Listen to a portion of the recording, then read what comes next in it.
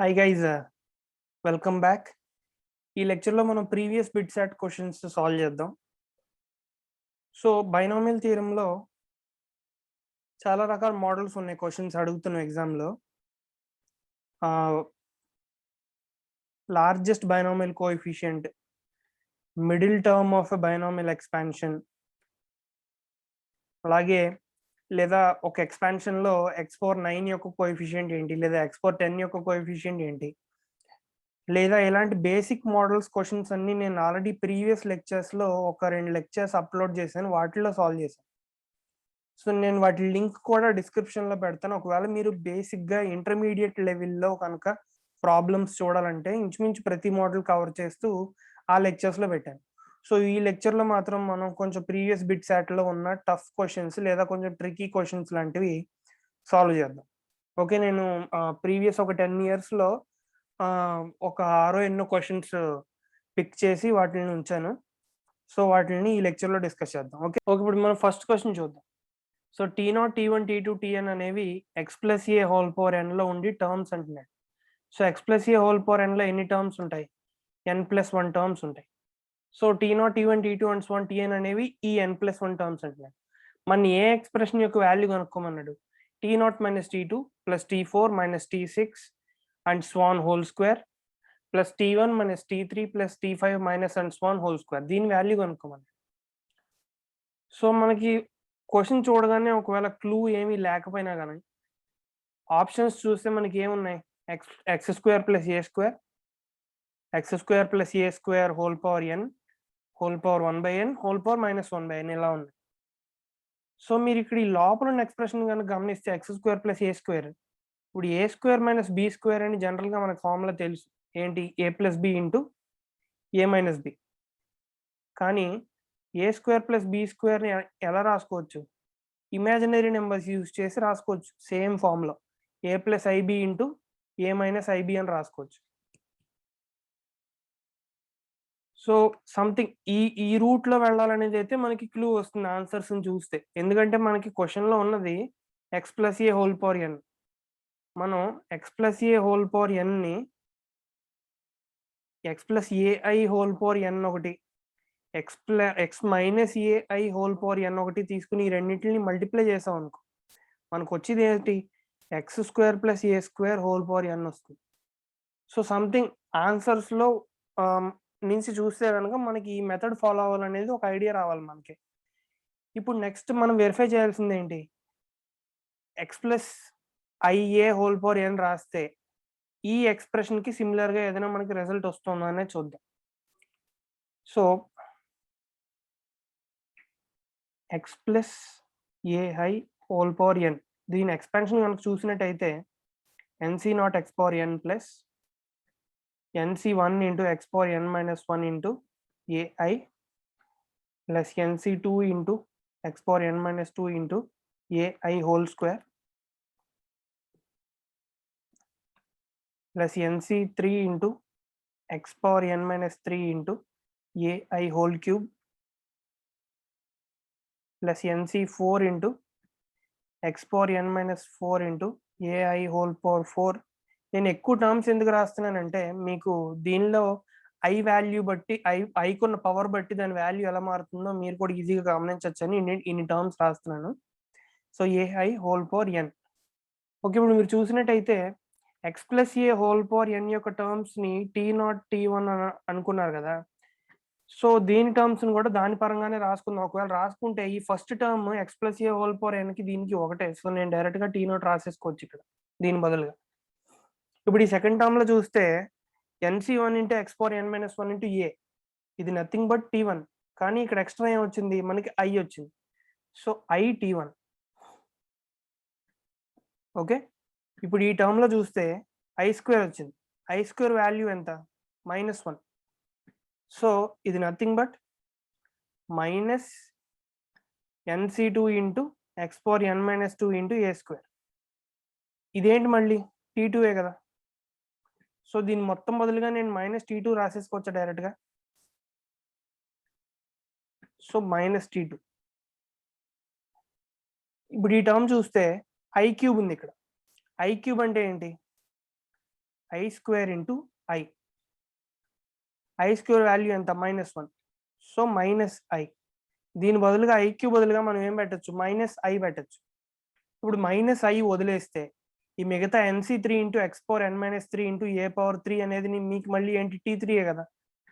So -i into T3. ఇక T1, T2, T3లు దీనిలో ఉన్న టర్మ్స్, దాన్ని ఇక్కడ కంపేర్ చేసుకుని ఎక్స్ట్రా ఉన్న వాటిని మాత్రం ఇలా రాసుకుంటున్నాం -i +i. మిగిలినవి వదిలేసి మిగతా దానిలో T1, T2, T3 వాల్యూలు పెట్టేసుకుంటున్నాం. ఇప్పుడు ఈ టర్మ్ చూడండి, i⁻4. i⁻4 అంటే ఏంటి? I square whole square. I square value ఎంత? -1. -1 హోల్ స్క్వేర్ అంటే +1. సో ఇక్కడ ఈ టర్మ్ ఏం చేంజ్ ఉండదు. NC4 into x⁻n-4 into a⁻4 nothing but T4 plus and so on.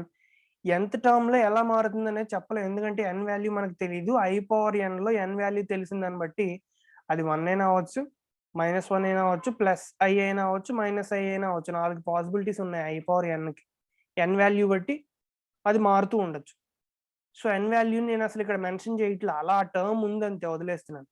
Okay, ఇప్పుడు దీనిలో i ఉన్న టర్మ్స్ లేని టర్మ్స్ని ఒక్కొక్క బ్రాకెట్లో రాసుకుందాం. ఇప్పుడు దీనిలో i లేదు, దీనిలో i లేదు, దీనిలో i లేదు. T0 - T2 + T4 and so on, ఇలా కొన్ని టర్మ్స్ దీనిలో వస్తాయి. ఇప్పుడు i ఉన్న టర్మ్స్ అన్నింటిలోనూ i నేను కామన్ తీసుకున్నాను అనుకోండి. For example T1 - T3 + T5 కూడా వస్తుంది మీరు ఎదరకు రాసుకుంటే, అండ్ సో ఆన్, ఇలా ఈ టర్మ్స్ వస్తున్నాయి. మీరు ఇప్పుడు క్వశ్చన్తో కంపేర్ చేసుకుని చూడండి. ఆల్రెడీ క్వశ్చన్లో టర్మ్స్ బ్రాకెట్లో ఎలా ఉన్నాయో మనకు ఆల్రెడీ ఇక్కడ బ్రాకెట్లో ఆ టర్మ్స్ వచ్చేసాయి. కానీ నథింగ్ బట్ క్వశ్చన్లో దీనికి స్క్వేర్ ఉంది, దీనికి స్క్వేర్ ఉంది. ఇక్కడ మాత్రం మనకి ఇక్కడ స్క్వేర్స్ లేవు, ఓన్లీ a+ib ఫామ్లో వచ్చింది. a+i ఇంటూ b ఫామ్లో వచ్చింది. మనం a+ib ఇంటూ a-ib చేస్తేనే మనకి క్వశ్చన్లో ఉన్నట్టుగా a² + b² ఫామ్లో వస్తుంది. సో మనం x-a కూడా ఒకవేళ ఎక్స్పాండ్ చేసుకుని చూస్తే మీకు ఎగ్జాక్ట్గా ఇవే టర్మ్స్ వస్తాయి, కానీ మధ్యలో ఇక్కడ మైనస్ వస్తుంది. So T0 - T2 + T4 and so on -i into T1 - T3 + T5 so on. Okay, ఇప్పుడు దీన్ని ఈక్వేషన్ 1 అనుకుని దీన్ని ఈక్వేషన్ 2 అనుకుంటే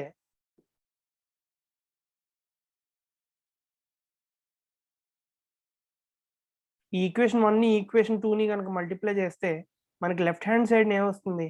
x+ai ఇంటూ x-ai అంటే nothing but x² + a² whole power n. Okay, right సైడ్న దీని మొత్తాన్ని S1 S2 అనుకోండి. S1 + is2 into S1 - is2 nothing but S1² + S2² రావాలి. అంటే ఏం రావాలి? T0 - T2 + T4 and so on whole square plus T1 - T3 + T5 and so on whole square. ఇది nothing but దేనికి ఈక్వల్ అయింది? మనకి x² + a² whole power nకి equal అయింది. సో మనకి ఏ option correct? B option correct. Okay, ఇప్పుడు next question చూద్దాం. ఈ క్వశ్చన్ బిట్సాట్ 2013లో ఇచ్చారు. సో ఇప్పుడు ఈ క్వశ్చన్ చూస్తే ఏం చెప్తున్నారు? 1 + x హోల్ పవర్ nకి C0, C1, C2 and so on Cn అనేవి కోఎఫిషియెంట్స్ అంటున్నారు. ఓకే, మనల్ని ఏ వాల్యూ అనుకోమంటున్నారు? C0 + C1 + C1 + C0 + C1 + C2 and so on C0 + C1 + C2 and so on Cn-1 ఈ వాల్యూ అనుకోమంటున్నారు. మనం ఆల్రెడీ ఈ రకమైన సమ్స్ క్రిందటి లెక్చర్లో కూడా చూసాం. సో ఇలాంటి సమ్స్కి జనరల్గా మోస్ట్ ఆఫ్ ద టైమ్స్ ఉండి టెక్నిక్ ఏంటంటే C0 + C ఫస్ట్ మనం ఇచ్చిన ఎక్స్ప్రెషన్ ఇలా రాసుకుని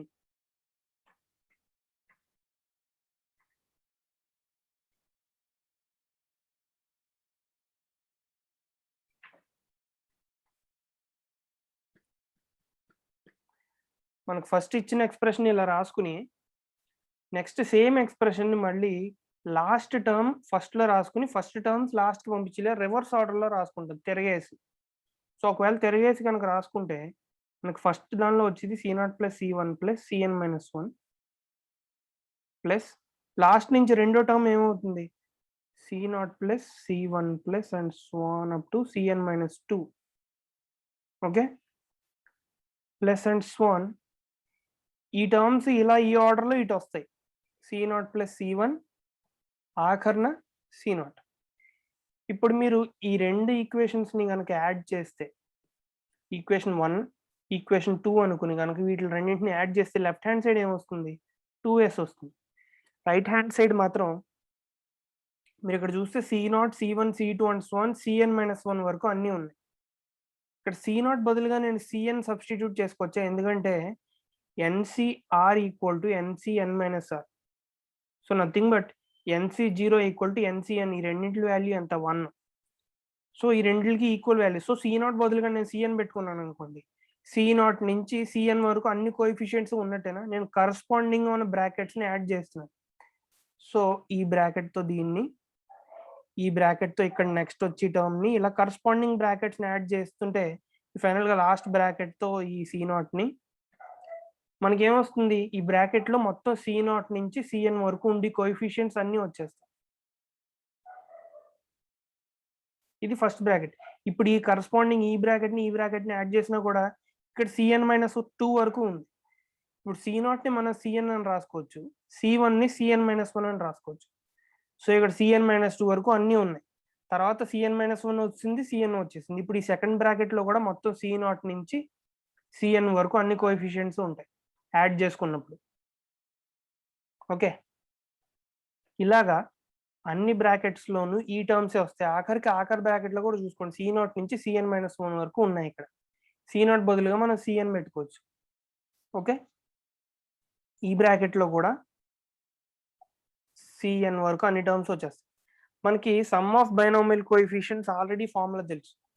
some of binomial coefficients Cn where n is starting from 0, only CR where R is starting from 0 to n.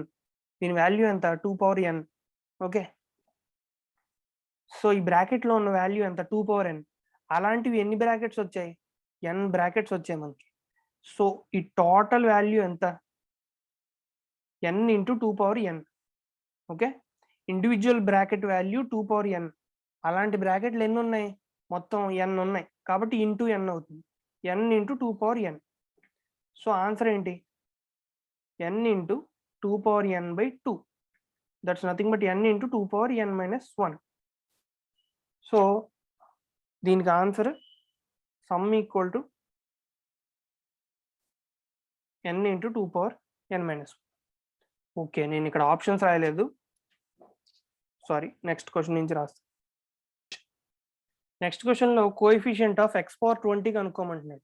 ఏ ఎక్స్పాన్షన్లో 1 plus x square whole power 40 into x square plus 2 plus 1 by x square whole power minus 5. ఇది అతను ఇచ్చిన question plus ఇవి options. So ఇప్పుడు ఈ క్వశ్చన్లో మనకు only trick ఏంటంటే x square plus 2 plus 1 by x స్క్వేర్ని మనం x plus 1 by x whole square కింద రాసుకోవచ్చు. X square plus 2 plus 1 by x స్క్వేర్ని మనం x plus 1 by x whole square కింద రాసుకోవచ్చు. ఎందుకంటే 2 into x into 1 by x వస్తుంది మధ్యలో టర్మ్, ఎక్స్ క్యాన్సిల్ అయిపోయి ఓన్లీ 2a మిగులుతుంది. ఓకే, సో నేను అదే చేశాను, ఇక్కడ x square plus 2 plus 1 by x square బదులుగా x plus 1 by x whole square అని రాసేస్తున్నాను. సో ఆల్రెడీ పైన -5 ఉంది, సో 2 ఇంటూ -5 వల్ల -10 అయిపోయింది. సో ఇప్పుడు కనుక ఇక్కడ ఎల్సిఎం తీసుకుంటే X square plus 1 by x వస్తుంది పవర్ -10. సో ఇక్కడ 1 plus x square whole power 40, 1 plus x square whole power -10. ఈ రెండింటిని మల్టిప్లై చేస్తే మనకు మిగిలిది ఏంటి, 1 plus x square whole power 30 మిగులుతుంది. డినామినేటర్లో ఎక్స్ పవర్ -10, దాన్ని న్యూమరేటర్లోకి తీసుకొస్తే X power 10 into 1 plus x square whole power 30. So ఇప్పుడు దీనిలో మనం ఏం కనుక్కోవాలి, ఎక్స్ పవర్ 20 యొక్క కోఎఫిషియంట్ కనుక్కోవాలి. జనరల్ టర్మ్ రాసుకుందాం, TR plus 1 equal to 30 CR into 1 power 30 minus r into x square whole power r. Okay, into already ఇక్కడ x power 10 బయట మల్టిప్లై అయ్యింది కదా, ఈ ఎక్స్పాన్షన్ ప్రతి టర్మ్కి మల్టిప్లై అవుతుంది ఎక్స్ పవర్ 10. సో అది కూడా రాసేసుకోండి. సో ఇక్కడ 1 పవర్ 30 మైనస్ ఆర్ అంటే 1, 30 సిఆర్ ఒకటి మిగులుతుంది. X power x square whole power r అంటే ఎక్స్ పవర్ 2r. ఆల్రెడీ ఇక్కడ ఇంకో 10 ఉంది, సో +10 అయిపోతుంది. ఇక్కడ మనకు కావాల్సింది దేనికి కోఎఫిషియంట్? ఎక్స్ పవర్ 20కి. సో 2r + 10 దేనికి ఈక్వేట్ చేసుకోవాలి? 20కి ఈక్వేట్ చేసుకోవాలి. సో ఆర్ వాల్యూ ఏమవుతుంది? 5. ఆర్ వాల్యూ 5 అవుతుంది. సో మనకు కావాల్సిన కోఎఫిషియంట్ ఏంటి? 30cr అంటే 30c5. 30cr కదా మనకు కావాల్సిన కోఎఫిషియంట్. So 30c5. సో ఒకవేళ క్వశ్చన్లో కనుక మీరు 30c5 లేదని none of the above answer పెట్టేస్తే కనుక తప్పు అయిపోతుంది. ఎందుకంటే 30c5 అన్నా 30c25 అన్నా ఒకటే. NCr equal to nCn r. Okay. So ఎప్పుడు మీరు పర్ముటేషన్స్తో డీల్ చేస్తున్నప్పుడు ఇది one of the important point గుర్తుపెట్టుకోవడానికి. ఎందుకంటే క్వశ్చన్ చాలా ఈజీగా ఉంది. బిట్సాట్ స్టాండర్డ్కి ఉండాల్సిన క్వశ్చన్ కాదు ఇది, కానీ ఆన్సర్లో బాల్తో కొట్టించాడు చాలా మంది. సో ఇది మీరు జాగ్రత్తగా చూసుకోవాలి. Okay. So next question.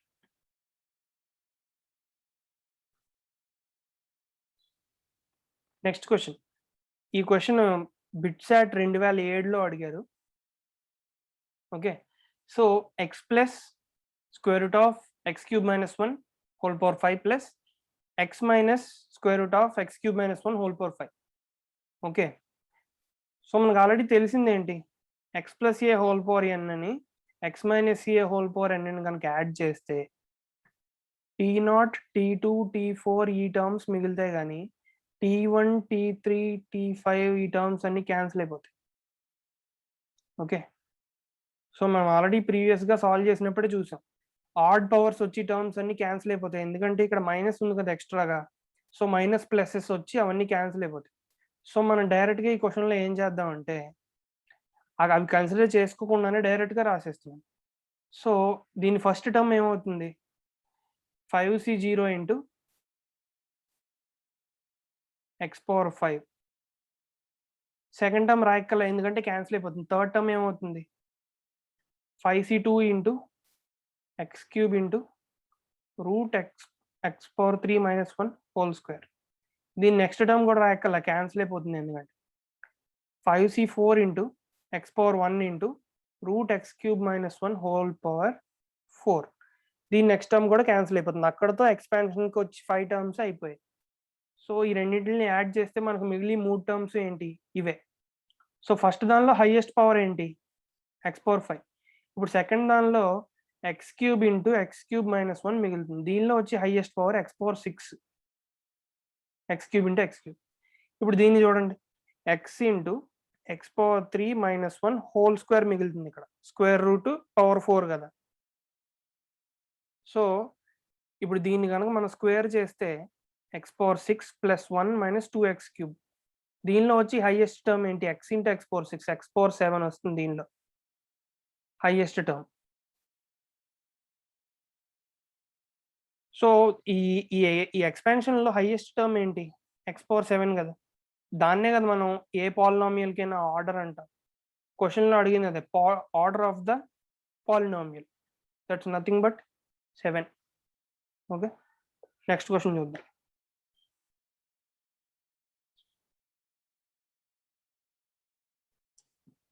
Okay. So next question. ఈ క్వశ్చన్ బిట్సాట్ 2006లో అడిగాడు. సో ఈ క్వశ్చన్లో చూడండి, మనకి ఏం అడుగుతున్నారు? ఇచ్చిన ఎక్స్ప్రెషన్ ఇది, a0, a2, a4 వీటిలన్నింటినీ a to n వరకు యాడ్ చేస్తే ఏమొస్తుందని అడుగుతున్నారు. సో ఇప్పుడు ఇది easy and straight forward question. x బదులు 1 పెట్టుకుని ఒకసారి, x బదులు -1 పెట్టుకుని ఒకసారి కనుక మనం యాడ్ చేస్తే ఈ a1x, a3x³ ఈ టర్మ్స్ అన్ని క్యాన్సిల్ అయిపోతాయి. ఒకసారి ప్లస్ వస్తుంది, ఒకసారి మైనస్ వస్తుంది. సో సాల్వ్ చేద్దాం. 1 - x బదులు 1 పెట్టుకోండి. 1 - 1 + 1 whole power n equal to a0 + a1 + a2 + a3 and so on up to a2n. ఇప్పుడు x బదులు -1 పెట్టుకుంటే 1 + 1 -1 హోల్ స్క్వేర్ అన్న కూడా +1. 1 + 1 + 1 whole power n equal to a0 - a1 + a2 - a3 plus and so on a2n అంటే 2n even number కాబట్టి ఇది కూడా positive వస్తుంది. సో ఇప్పుడు ఈ రెండు ఈక్వేషన్స్ని కనుక యాడ్ చేసుకుంటే 1 + 3 పవర్ n వస్తుంది లెఫ్ట్ హ్యాండ్ సైడ్లో. 1 పవర్ n 1 కదా, ఇక్కడ 1 + 1 + 1 3 పవర్ n. ఇక్కడ A1 A3 ఇలా ఆడ్ టర్మ్స్ అన్ని క్యాన్సిల్ అయిపోయి A0 A2 ఇవే మిగులుతాయి. A0 A2 A4 plus and so on up to A2n into 2 2 సార్లు వస్తుంది ఒక్కో టర్మ్. ఓకే, ఈ 2ని ఇటు తీసుకెళ్తే ఏమవుతుంది, డివైడెడ్ బై అవుతుంది. సో నథింగ్ బట్ ఆన్సర్ ఇదే ఈ ఎక్స్పాన్షన్కి, ఈ ఎక్స్ప్రెషన్ ఆన్సర్ 1 + 3n/2. సో ఇది సెట్ క్వశ్చన్స్ కనుక మీరు అబ్జర్వ్ చేస్తే term independent of X, middle term of the expansion, ratio of 2 terms ఇచ్చి n వాల్యూ కనుక్కోమన్నాం, లేదా సమ్ ఆఫ్ ఆడ్ టర్మ్స్ లేదా సమ్ ఆఫ్ ఈవెన్ టర్మ్స్ కనుక్కోమన్నాం, లేదా ఏదో 9th టర్మ్ 10th టర్మ్ కనుక్కోమన్నాం ఇచ్చిన ఎక్స్పాన్షన్లో. ఇలాంటి మోడల్స్ కూడా ఇచ్చారు బిట్సాట్లో కొన్నిసార్లు. కానీ ఇవన్నీ మీరు ఆల్రెడీ సాల్వ్ చేసినవే కదా ప్రీవియస్ లెక్చర్స్లో. టర్మ్ ఇండిపెండెంట్ ఆఫ్ ఎక్స్ కనుక్కోవాలంటే జనరల్ టర్మ్ రాసుకుని దానిలో ఎక్స్ కోఎఫిషియంట్ని ఎక్స్ పవర్ ఏదైతే వస్తుందో ఆ పవర్ని 0కి ఈక్వేట్ చేసుకుంటారు. దాన్ని బట్టి మీకు ఏ టర్మో కనుక్కోగలరు. అక్కడతో ఈ మోడల్ అయిపోతుంది. Middle term of the expansion అంటే ఎన్ ఆడ్ అయి ఉన్నప్పుడు, ఈవెన్ అయి ఉన్నప్పుడు మిడిల్ టర్మ్స్కి ఆల్రెడీ ఫార్ములాస్ ఉన్నాయి. NCn/2, NCn-1/2 లేదా NCn+1/2 ఇలాగా వీటిని మీరు గుర్తుపెట్టుకుంటే middle term of the expansion కూడా చేయగలరు. ఇప్పుడు రేషియో ఆఫ్ 2 టర్మ్స్ ఇచ్చి n వాల్యూ కనుక్కోమన్నాడు అనుకో. ఫర్ ఎగ్జాంపుల్ T3కి T5కి రేషియో ఇచ్చాడు, ఏదో సంథింగ్ 1/12 అని ఇచ్చాడు.